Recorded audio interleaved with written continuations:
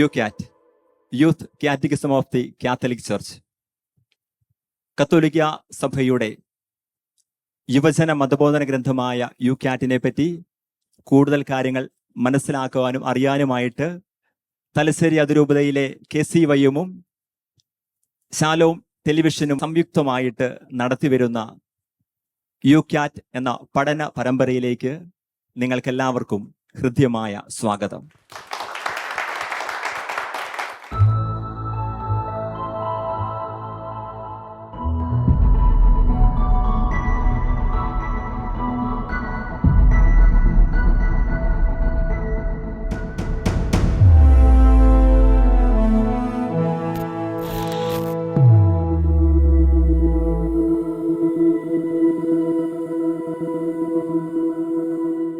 നമ്മുടെ ചോദ്യങ്ങൾക്ക് ഉത്തരങ്ങൾ നൽകുവാനും നമ്മുടെ സംശയങ്ങളെ ദൂരീകരിക്കുവാനുമായിട്ട് നമ്മോടൊപ്പമായിരിക്കുന്നത് പ്രശസ്ത ദൈവശാസ്ത്ര പണ്ഡിതനും തലശ്ശേരി അതിരൂപതയുടെ മെത്രാപ്പൊലീത്തയുമായിരിക്കുന്ന അഭിവന്ദ്യമാർ ജോസഫ് പാമ്പ്ളാനി പിതാവാണ്. പിതാവിനെ ഏറെ സ്നേഹത്തോടെ ഈ പഠന പരിപാടിയിലേക്ക് സ്വാഗതം ചെയ്യുന്നു.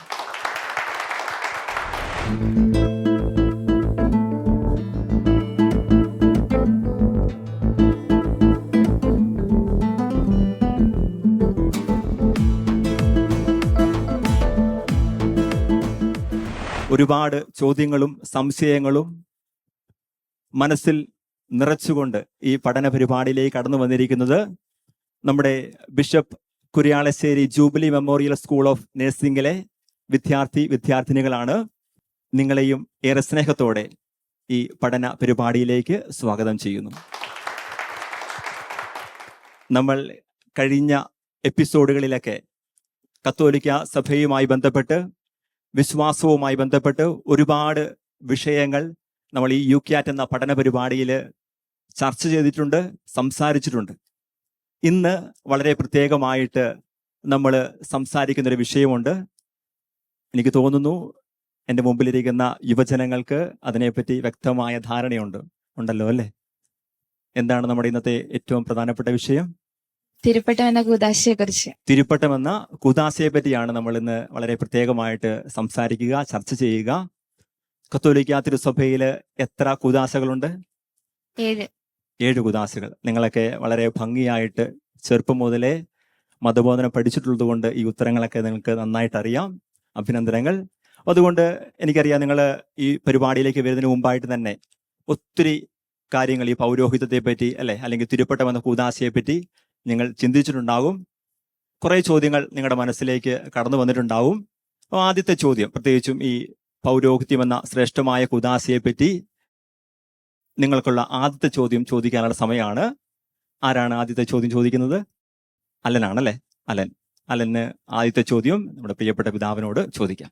പിതാവ്, ഇപ്പം ഒരാള് തിരുപ്പട്ട കൂദാശയിലൂടെ പുരോഹിതനായ അയാൾക്ക് വരുന്ന മാറ്റങ്ങൾ എന്തൊക്കെയാണ്?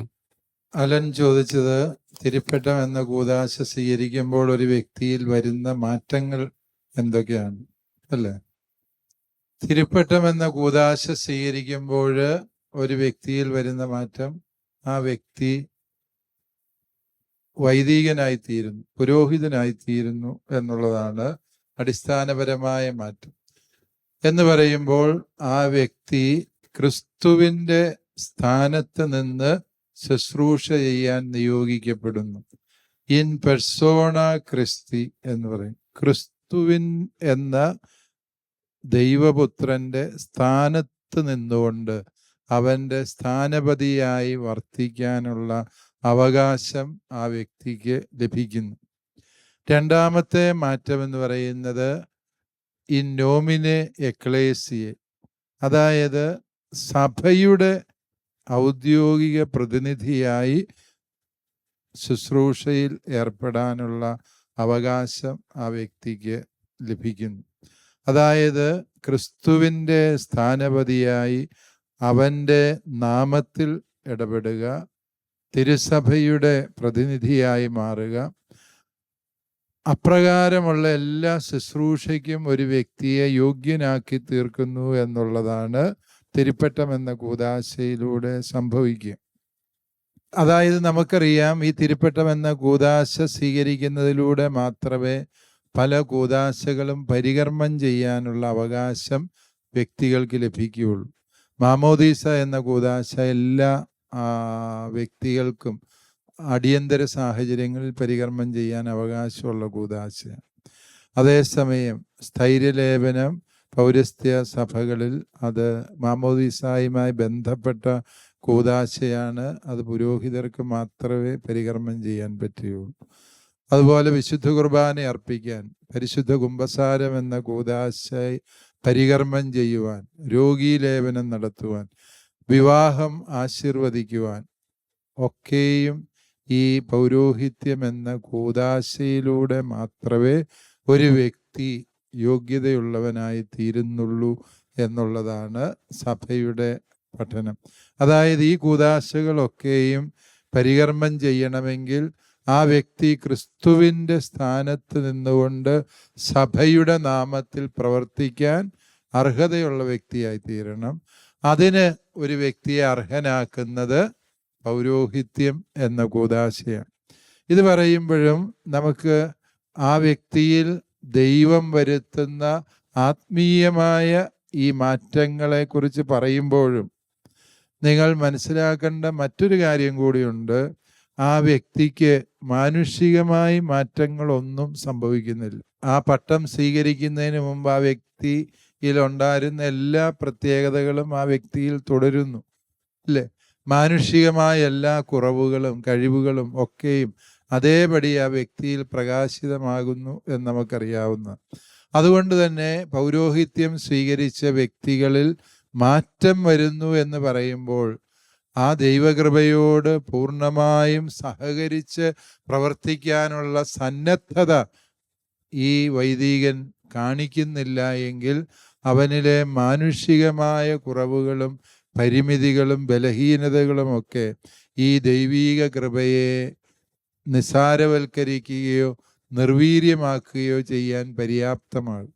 അതുകൊണ്ടാണ് പലപ്പോഴും ദൈവം ഇത്രയേറെ കൃപ വർഷിച്ച വൈദികരെക്കുറിച്ചും ചിലപ്പോൾ ചില മോശമായ വാർത്തകളും വീഴ്ചകളുടെ കഥകളും ഒക്കെയും നിങ്ങൾ കേൾക്കുന്നത്. ആത്മീയമായി ദൈവം ആ വ്യക്തിയിൽ നിക്ഷേപിച്ച കൃപകളെയും ദൈവം ആ വ്യക്തിയിൽ വരുത്തിയ മാറ്റങ്ങളെയും ആ വ്യക്തി പൂർണ്ണമായും മനസ്സിലാക്കുകയും അതിനോട് അനുദിനം സഹകരിക്കുകയും അതിൽ ആഴപ്പെടുകയും വളരുകയും ചെയ്യേണ്ടതുണ്ട്. ആ വളർച്ച ഇല്ലാതെ പോകുമ്പോഴാണ് അപൂർവമായിട്ടാണെങ്കിലും വൈദികരെ കുറിച്ച് നമ്മൾ ദോഷകരമായ കാര്യങ്ങൾ കേൾക്കാൻ ഇടവരുന്നു. പിതാവ് അലന്റെ ചോദ്യത്തിന് വ്യക്തമായ മറുപടി നൽകി. അലന് വ്യക്തമായല്ലോ അല്ലേ? നമ്മൾ വിശുദ്ധ ജോൺ മരിയ വിയാനി പുണ്യാളൻ പറയുന്ന ഒരു കാര്യമുണ്ട്. ഞാനൊരു മാലാഖയെയും പുരോഹിതനെയും ഒരുമിച്ച് കണ്ടാൽ ആരെ ആദ്യം അഭിവാദ്യം ചെയ്യും? പുരോഹിതനെ. പുരോഹിതൻ. എന്തുകൊണ്ടാണ്? ദൈവത്തിന്റെ പ്രതിനിധിയായിട്ട് ഭൂമിയിലേക്ക് കടന്നു വന്ന ഒരാളാണ് പുരോഹിതൻ എന്ന് ജോൺ മരിയ വിയാനി വിശ്വസിച്ചു. ദൈവത്തിന്റെ സ്ഥാനപതിയായിട്ട് പ്രവർത്തിക്കുന്ന ഒരു വ്യക്തിയാണ് പുരോഹിതൻ. അപ്പൊ ആ കാര്യം മനസ്സിൽ നിങ്ങൾ സൂക്ഷിക്കുക. ഇനി നമ്മൾ അതിനോട് ചേർത്ത് വെച്ചുകൊണ്ട് അടുത്ത ചോദ്യം ചോദിക്കുന്നത് ആരാണ്? എൻ്റെ പേര് സൂര്യ. ഞാൻ ആലക്കോട് കാപ്പിമലയിലാണ്, അവിടെ നിന്നാണ് വരുന്നത്.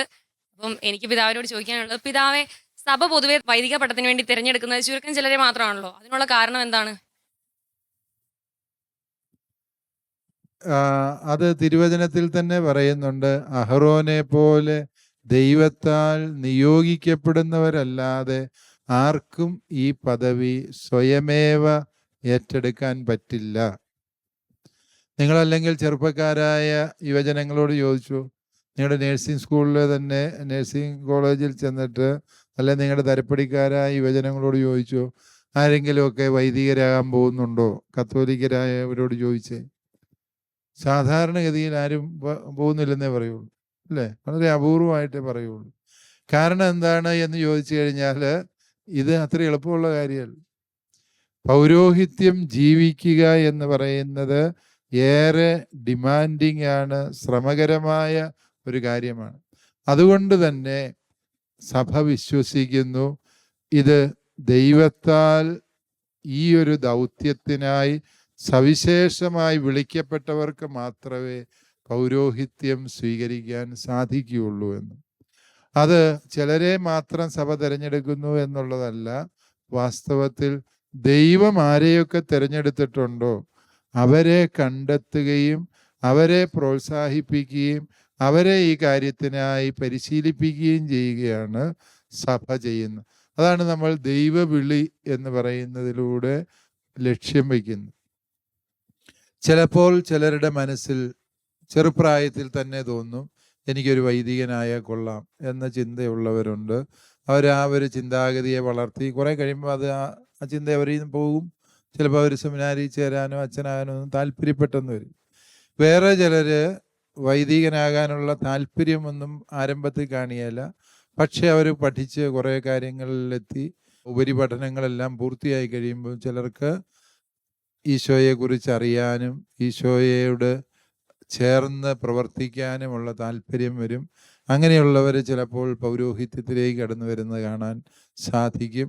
പലപ്പോഴും ഈ സെമിനാരികളിലേക്ക് വരുന്നവരെ പരിശോധിച്ച് അവരെ ഈ ഒരു നിയോഗത്തിന് വേണ്ടി തിരഞ്ഞെടുക്കുക എന്നുള്ളത് ഏറെ ശ്രമകരമായ ഒരു കാര്യമായിട്ട് എനിക്കും വ്യക്തിപരമായി തോന്നാറുണ്ട്. കാരണം എന്താണ് ഈ ദൈവവിളിയുടെ മാനദണ്ഡം എന്ന് ചോദിച്ചാൽ അതിന് കൃത്യമായ മാനദണ്ഡമൊന്നുമില്ല. നമ്മൾ പറയും +2 പാസ്സാകണം, അല്ലെങ്കിൽ 10ാം ക്ലാസ് പാസ്സാകണം, ഇങ്ങനെ ചില വ്യവസ്ഥകൾ വയ്ക്കാനേ നമുക്ക് പറ്റുകയുള്ളൂ. പക്ഷേ ഒരു വ്യക്തിയെ എന്തുകൊണ്ട് ദൈവം വിളിക്കുന്നു എന്നുള്ളതിൻ്റെ കാരണം കണ്ടെത്തുക വളരെ ദുഷ്കരമാണ്. ദൈവം ഒരു വ്യക്തിയെ വിളിക്കുന്നു എന്ന് ആ വ്യക്തിക്ക് ഉത്തമ ബോധ്യമുണ്ടാവുകയും അവൻ പൂർണ്ണമായ സ്വാതന്ത്ര്യത്തോടെ വ്യക്തിപരമായ താല്പര്യത്തോടും സമ്മതത്തോടും കൂടി ആ കാര്യം സഭയെ അറിയിക്കുമ്പോൾ സഭയുടെ പ്രതിനിധിയായ രൂപതാധ്യക്ഷൻ ആ ഒരു വ്യക്തിയുടെ ആഗ്രഹത്തെ ഔദ്യോഗികമായി അംഗീകരിക്കുമ്പോഴാണ് ഒരു വ്യക്തി വൈദിക വിദ്യാർത്ഥിയായി സ്വീകരിക്കപ്പെടുന്നത്. അപ്പോൾ ഒരാളെ സ്വീകരിക്കുന്നതിന് ആദ്യം അതിൻ്റെ തുടക്കം ദൈവത്തിൽ നിന്നാണ്. ദൈവം ആഗ്രഹിക്കുന്നു ഇവനെ തനിക്ക് തൻ്റെ ശുശ്രൂഷയ്ക്കായി നിയോഗിക്കണം. ആ ഒരു ദൈവവിളി, ആ ദൈവവിളിയെ കണ്ടെത്താനും വളർത്താനും പ്രോത്സാഹിപ്പിക്കാനും മാതാപിതാക്കളും അവർ വളർന്ന സാഹചര്യങ്ങളും ഒക്കെ സഹായിക്കുന്നുണ്ടാകും. ആ ആഗ്രഹം ആ വ്യക്തി പൂർണ്ണ ബോധ്യത്തോടെ വന്ന് മെത്രാന്റെ അടുക്കൽ പറയുമ്പോൾ മെത്രാൻ ആ വ്യക്തിയുടെ തീരുമാനത്തെ വിവേചിച്ചറിഞ്ഞ് അത് ന്യായമാണ് എന്ന് കണ്ടെത്തിയാൽ അത് അംഗീകരിക്കുന്നു. അങ്ങനെയാണ് ദൈവവിളി രൂപം കൊള്ളുന്നത് എന്ന് നമുക്കറിയാം. ദൈവത്തെ വിളിച്ചപേക്ഷിക്കുന്ന കുടുംബങ്ങളിൽ നിന്നാണ് ദൈവവിളി ഉണ്ടാകുന്നത് എന്ന് ഫുൾട്ടൻഷീൻ മെത്രാൻ പറയാറുണ്ട്. അതൊരു സത്യമാണ്. ദൈവം എന്ന് പറഞ്ഞാൽ എല്ലാ ദിവസവും പ്രാർത്ഥിക്കുകയും ദൈവാനുഭവത്തിൽ വളരുകയും ചെയ്യുന്ന കുടുംബങ്ങളിൽ ദൈവവിളി ഉണ്ടാകും. പഴയ നിയമത്തിലെ വളരെ സുന്ദരമായ ഒരു രംഗമുണ്ട്. ദൈവമായ കർത്താവ് സാമുവേലിനെ വിളിക്കുക. സാമുവേൽ ബാലനാണ്, കൊച്ചാണ്. അവൻ കിടക്കുന്നത് ഏലി പ്രവാചകന്റെ കൂട്ടായിട്ടാണ് അവൻ ദേവാലയത്തിൽ വസിക്കുന്നത്. അവൻ കിടക്കുന്നത് ദേവാലയത്തിൽ വിശുദ്ധ പേടകത്തിന് മുന്നിലായിട്ടാണ് കിടക്കുന്നത്. അങ്ങനെ കിടക്കുന്ന സാമുവേലിനെയാണ് ദൈവം വിളിക്കുക. സാമുവേൽ സാമുവേൽ എന്ന് രാത്രി വിളിക്കും. ആദ്യമൊന്നും അവന് മനസ്സിലായില്ല. പിന്നീട് ഏലി പ്രവാചകൻ പറഞ്ഞു, അത് ദൈവമാണ് വിളിക്കുന്നത്, നീ പറയുക, ദൈവമേ അങ്ങ് അരുൾ ചെയ്താലും അങ്ങയുടെ ദാസൻ ശ്രവിക്കുന്നു. അങ്ങനെ അവൻ ദൈവവിളി സ്വീകരിക്കും. ഇതിന് ഞാൻ പറയാൻ ആഗ്രഹിക്കുക, അവനായിരുന്ന സ്ഥലം ദൈവത്തിൻ്റെ വിളി കേൾക്കാൻ പറ്റിയ സ്ഥലമായിരുന്നു, അല്ലേ?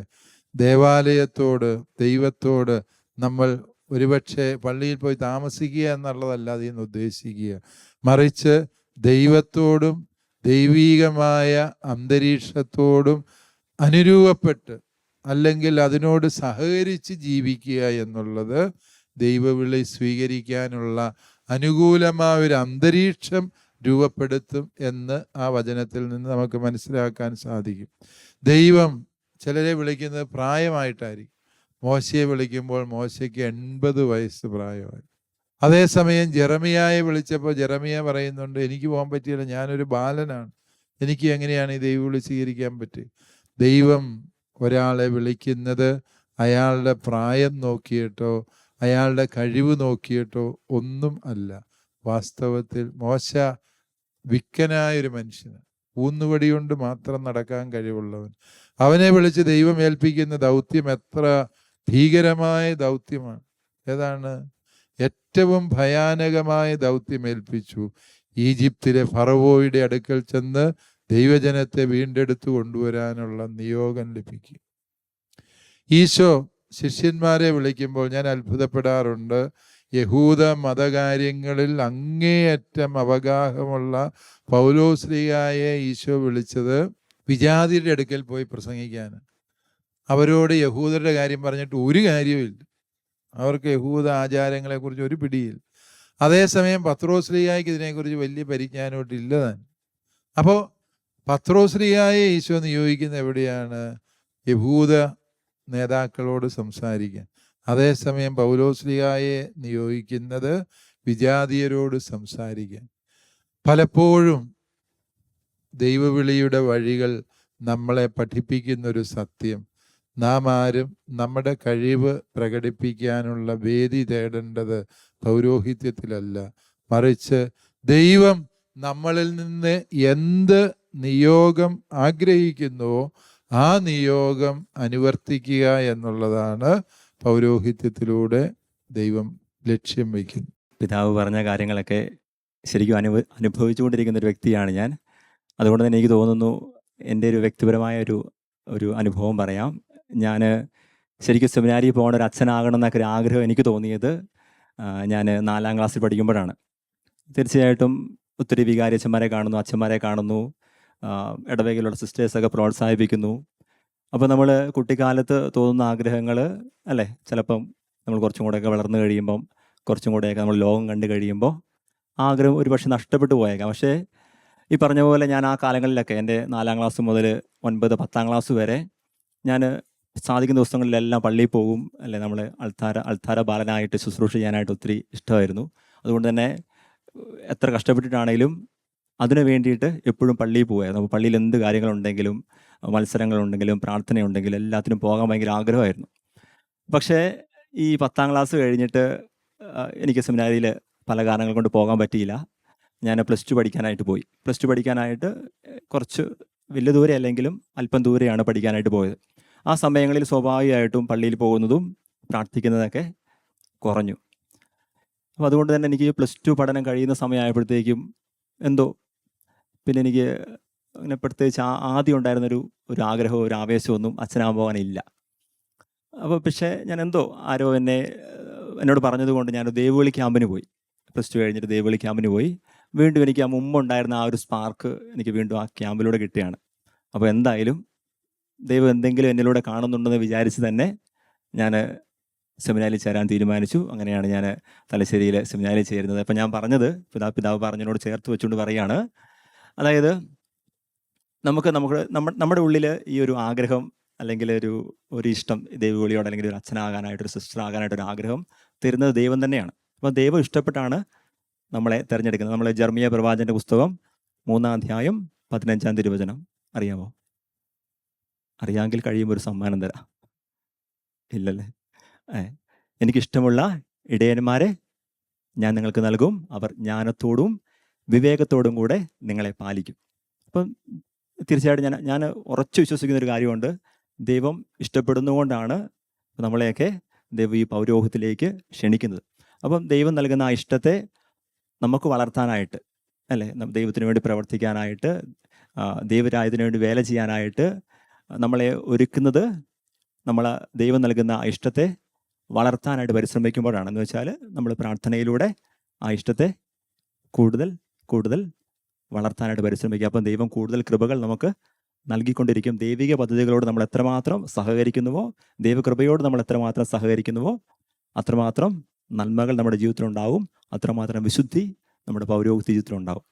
അപ്പം നമ്മൾ 2 ചോദ്യങ്ങൾ നമ്മൾ ചോദിച്ചു പിതാവിനോട്. പിതാവ് നല്ല ഉത്തരങ്ങൾ നൽകി. ഇനി ആരാണ് അടുത്ത ചോദ്യം ചോദിക്കുന്നത്? ആഷിബിനാണ്. ആഷിബിനെ, പേടിയൊന്നുമില്ലല്ലോ? ഇല്ല. പിതാവിനോട് ചോദിക്കാം. തിരുപ്പട്ട എന്ന കൂദാശയെ എങ്ങനെയാണ് വിശദീകരിക്കുകയും മനസ്സിലാക്കുകയും ചെയ്യുന്നത് സഭ? തിരുസഭ അതിനെ മനസ്സിലാക്കുന്നത് ഞാൻ നേരത്തെ സൂചിപ്പിച്ചതുപോലെ ഈശോ ഈ ഭൂമിയിൽ ചെയ്തവയെല്ലാം ചെയ്യാനും ഈശോ പറഞ്ഞ വചനങ്ങൾ ലോകത്തിൻ്റെ അവസാനത്തോളം, ലോകത്തിൻ്റെ അതിരുകളോളം എത്തിക്കുവാനും ദൈവം ചിലരെ സവിശേഷമായി തിരഞ്ഞെടുത്ത് നിയോഗിക്കുന്നു. അതായത് ഈശോ 12 അപ്പസ്തോലന്മാരെ തിരഞ്ഞെടുത്തു. ആ അപ്പസ്തോലന്മാരുടെ തിരഞ്ഞെടുപ്പ് പോലെ കാലാകാലങ്ങളിൽ ദൈവം ചിലരെ സവിശേഷമാം വിധം തിരഞ്ഞെടുക്കുകയും പരിശുദ്ധാത്മ കൃപയാൽ ക്രിസ്തുവിൻ്റെ സ്ഥാനപതികളായി നിയോഗിച്ച് അഭിഷേകം ചെയ്യുകയും ചെയ്യുന്നുണ്ട്. ആ ഒരഭിഷേകത്തിൻ്റെ ശുശ്രൂഷയാണ് വൈദികർ ചെയ്യുന്നത്. അത് അവരിൽ നിന്ന് ദൈവം പ്രതീക്ഷിക്കുന്ന 3 കാര്യങ്ങൾ മർക്കോസിൻ്റെ സുവിശേഷം 3:15 നമ്മൾ വായിക്കുന്നുണ്ട്. തന്നോടുകൂടി ആയിരിക്കുക, വചനം പ്രഘോഷിക്കുക, പിശാചുക്കളെ ബഹിഷ്കരിക്കുക. ഇതാണ് വൈദികനിൽ നിന്ന്, അല്ലെങ്കിൽ തൻ്റെ ശിഷ്യരിൽ നിന്ന് കർത്താവ് പ്രതീക്ഷിക്കുന്നത്. ആദ്യം നാം കർത്താവിനോടുകൂടി ആയിരിക്കുക, വചനം പ്രഘോഷിക്കുക, അതുപോലെ തന്നെ പിശാചിനെ ബഹിഷ്കരിക്കുക. സഭ വൈദികരുടെ ദൗത്യങ്ങളായി പറയുന്നത് ഇതുമായി ബന്ധപ്പെട്ടതാണ്. നയിക്കുക, പഠിപ്പിക്കുക, വിശുദ്ധീകരിക്കുക. ഇതാണ് പുരോഹിതൻ്റെ 3 ദൗത്യങ്ങൾ. ദൈവജനത്തെ നയിക്കുക എന്നുള്ളതാണ്. ഈശോയോട് കൂടെ ആയിരുന്ന് ഈശോയോട് ആലോചന ചോദിച്ച് ഈശോ നയിക്കാൻ ആഗ്രഹിക്കുന്നത് പോലെ ദൈവജനത്തെ നയിക്കുക. അതാണ് പുരോഹിതൻ്റെ പ്രഥമ ദൗത്യം എന്ന് പറയുക. പുരോഹിതൻ അവൻ ഇഷ്ടമുള്ളതുപോലെ അല്ല ദൈവജനത്തെ നയിക്കേണ്ടത്. ഈശോ എപ്രകാരം ദൈവജനത്തെ നയിക്കാൻ ആഗ്രഹിക്കുന്നുവോ അതുപോലെ ദൈവജനത്തെ നയിക്കുക എന്നുള്ളത്. രണ്ടാമത്തെ ദൗത്യം എന്ന് പറയുന്നത് പഠിപ്പിക്കുക. ഈശോയുടെ വചനങ്ങൾ മനസ്സിലാക്കുക, അത് ജീവിതത്തിൻ്റെ പ്രമാണമായി സ്വീകരിക്കുക, ആ വചനം ദൈവജനത്തെ പഠിപ്പിക്കുക. അതാണ് വൈദികൻ്റെ രണ്ടാമത്തെ ഉത്തരവാദിത്വം. മൂന്നാമത്തേതാണ് വിശുദ്ധീകരിക്കുക എന്ന് പറഞ്ഞാൽ മനുഷ്യനെ ഈശോ തൻ്റെ കുരിശിലെ ബലിയിലൂടെ വിശുദ്ധീകരിച്ചതാണ്. പക്ഷേ പിശാച് നിരന്തരമായി പാപത്തിൻ്റെ പ്രലോഭനത്തിൻ്റെ വഴികളിലേക്ക് മനുഷ്യരെ നയിച്ചുകൊണ്ട് അവരിൽ എല്ലാ തരത്തിലുള്ള തിന്മകളും അശുദ്ധിയും കൊണ്ടുവരുന്നു. പുരോഹിതൻ്റെ ദൗത്യമാണ് എന്ത്? ഈ ദൈവജനത്തെ ക്രിസ്തുവിൻ്റെ തിരുരക്തത്താൽ കഴുകി വിശുദ്ധീകരിക്കുക എന്നുള്ളത്. ആ ഒരു ദൗത്യം പുരോഹിതൻ ചെയ്യാൻ മടിക്കുമ്പോൾ അല്ലെങ്കിൽ ഉത്സാഹിക്കാതിരിക്കുമ്പോഴാണ് ദൈവജനത്തിൽ ഈ തരത്തിലുള്ള വിശുദ്ധീകരണ പ്രക്രിയ സംഭവിക്കാതെ പോവുക. അതുകൊണ്ട് തന്നോടുകൂടി ആയിരിക്കാനും വചനം പ്രസംഗിക്കാനും അതുപോലെ പിശാചുക്കളെ ബഹിഷ്കരിക്കാനും കർത്താവ് ശിഷ്യരെ തിരഞ്ഞെടുത്തതുപോലെ ഓരോ പുരോഹിതനെയും തിരുസഭ ഇന്ന് നിയോഗിക്കുന്നത് നയിക്കുക, പഠിപ്പിക്കുക, വിശുദ്ധീകരിക്കുക എന്നീ ത്രിവിധ ദൗത്യങ്ങൾ നിറവേറ്റാൻ വേണ്ടിയാണ്. അശ്വിൻ്റെ ചോദ്യത്തിന് പിതാവ് നന്നായിട്ട് ഉത്തരം പറഞ്ഞു. അശ്വിന് മനസ്സിലായോ? മനസ്സിലായി. നമ്മുടെ ഈ എപ്പിസോഡിൻ്റെ അവസാനത്തിലേക്ക് നമ്മൾ എത്തിയിരിക്കുകയാണ്. നമ്മുടെ ജോസ്ഗിരി നഴ്സിംഗ് കോളേജിൽ നിന്നുള്ള നമ്മുടെ 6 വിദ്യാർത്ഥിനികൾ നമ്മുടെ ഈ പ്രോഗ്രാമിൽ ആദ്യത്തെ എപ്പിസോഡിൽ പങ്കെടുത്തു. ഇതിൽ ഇവർ 3 ചോദ്യങ്ങൾ, പൗരോഹിത്യത്തെ പറ്റി ഇവർക്കുണ്ടായിരുന്ന 3 സംശയങ്ങൾ, അത് ചോദ്യരൂപത്തിൽ പിതാവിനോട് അവർ ചോദിച്ചു. പിതാവ് കൃത്യമായിട്ട് ആ ചോദ്യങ്ങൾക്ക് ഉത്തരം നൽകി. പിതാവിന് പ്രത്യേകം നന്ദി പറയുന്നു. ഒപ്പം ഇതിൽ പങ്കെടുത്ത നിങ്ങൾക്കെല്ലാവർക്കും നന്ദി പറഞ്ഞുകൊണ്ട് നമ്മൾ ഈ എപ്പിസോഡ് ഇവിടെ അവസാനിപ്പിക്കുന്നു. നമുക്ക് വീണ്ടും മറ്റൊരു എപ്പിസോഡിൽ കണ്ടുമുട്ടാം.